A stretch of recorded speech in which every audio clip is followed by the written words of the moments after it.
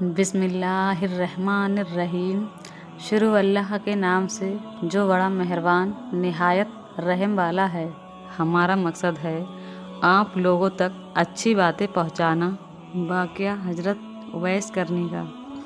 حضرت اویس کرنی رضی اللہ تعالیٰ عنہ کی بہت خواہش تھی کہ اللہ کے نبی کی زیارت کر لوں، مگر ماں کی خدمت نے حضرت اویس کرنی اللہ کے پیارے نبی صلی اللہ علیہ وسلم کی زیارت نہیں کر سکے، لیکن دل میں حسرت بہت تھی کہ اللہ کے نبی صلی اللہ علیہ وسلم کا دیدار کر لوں۔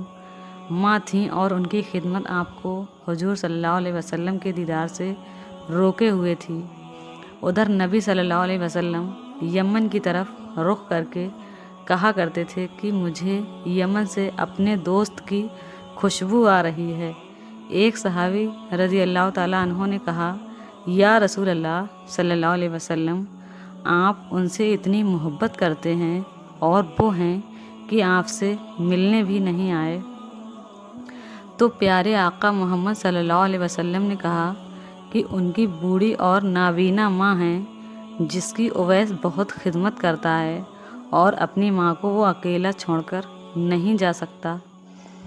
پیارے آقا صلی اللہ علیہ وسلم نے عمر اور حضرت علی رضی اللہ تعالیٰ عنہ سے مخاطب ہوتے ہوئے کہا کہ تمہارے دور میں ایک شخص یہاں آئے گا جس کا نام ہوگا اویس بن عامر، قد درمیانی، رنگ ہوگا کالا اور جسم پر ایک سفید داغ ہوگا۔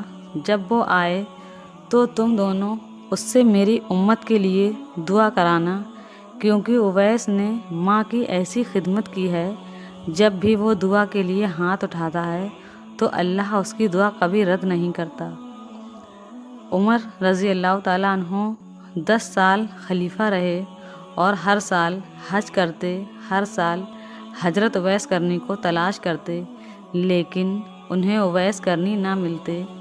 ایک بار حضرت عمر رضی اللہ تعالیٰ عنہ نے سارے حاجیوں کو میدان عرفات میں اکٹھا کر لیا اور کہا کہ سبھی حاجی کھڑے ہو جائیں۔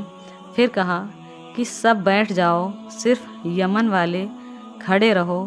تو سبھی بیٹھ گئے اور صرف یمن والے کھڑے رہے۔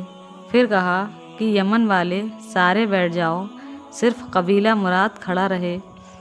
پھر کہا مراد والے سبھی بیٹھ جاؤ، صرف کرن والے کھڑے ہوں۔ تو صرف ایک آدمی بچا، حضرت عمر اللہ رضی اللہ تعالیٰ عنہ نے کہا کہ آپ کرنی ہو؟ تو اس شخص نے کہا ہاں کرنی ہوں۔ تو حضرت عمر نے کہا کہ اویس کرنی کو جانتے ہو؟ تو اس شخص نے کہا کہ ہاں جانتا ہوں، وہ تو میرے سگے بھائی کا بیٹا ہے۔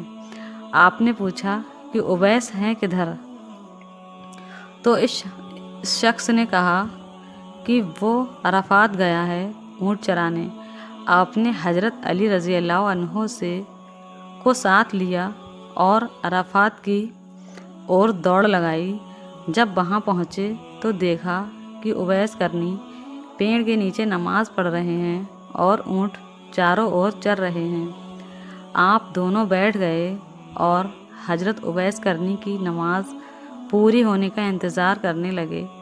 جب حضرت اویس کرنی نے سلام پھیرا تو حضرت عمر رضی اللہ تعالیٰ عنہ نے پوچھا کہ کون ہو بھائی؟ تو حضرت اویس کرنی نے کہا اللہ کا بندہ۔ تو عمر رضی اللہ تعالیٰ عنہ نے کہا کہ سارے ہی اللہ کے بندے ہیں، لیکن تمہارا نام کیا ہے؟ تو حضرت اویس کرنی نے کہا کہ آپ کون ہیں؟ حضرت علی رضی اللہ تعالیٰ عنہ نے کہا کہ یہ امیر المومنین عمر بن خطاب ہیں اور میں علی بن ابو طالب ہوں۔